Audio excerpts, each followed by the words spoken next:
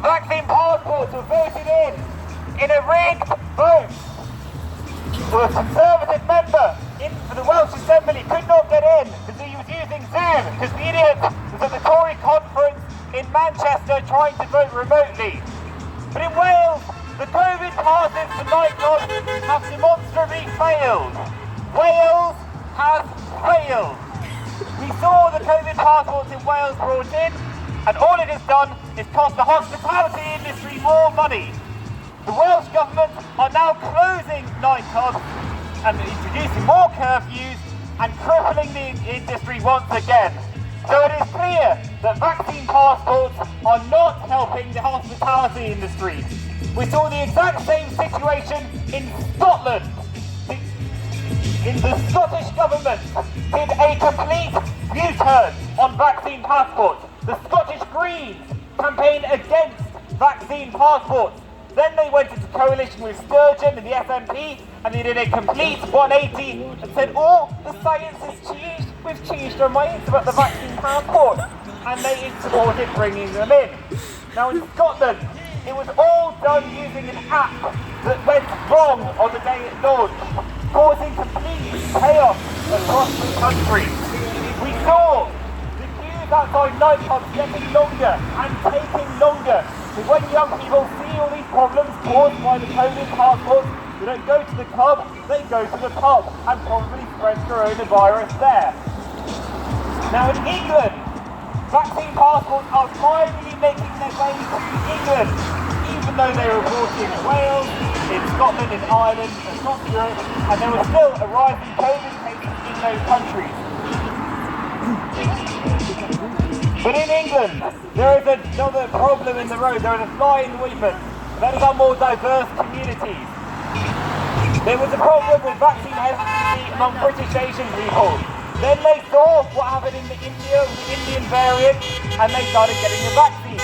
But black British young people are disproportionately unvaccinated. If vaccine passports are brought in, it will be discriminating against black people all the time. Is that what we want? Is that what progressive politicians advocating vaccine passports want? Look at New Zealand. The Prime Minister of New Zealand, Jacinda Ardern, she was a saint back in 2020, but now she puts the whole country into lockdown after one case in Auckland. People on completely separate islands were under a full lockdown because of one case in another part of the country. Now she brings in these vaccine passports and says, yeah, we're making a new class of people, we're dividing a different class of people, it's good for the vaccinated people to feel safe. But the Maori people, the indigenous native people of New Zealand, they are disproportionately unvaccinated, and now they're being made second-class citizens in their own country by some white woman. How progressive! We saw recently in a vote in Parliament, 100 Tory MPs rebelled against vaccine passports. Several Labour MPs rebelled against vaccine passports for England. The Democratic Unionists in Northern Ireland voted against vaccine passports for England. So it's a big thank you to the DUP on behalf of England. But to the Tory MPs who voted for the vaccine passports, just ask yourselves, would you have allowed a Prime Minister, Jeremy Corbyn, to do this?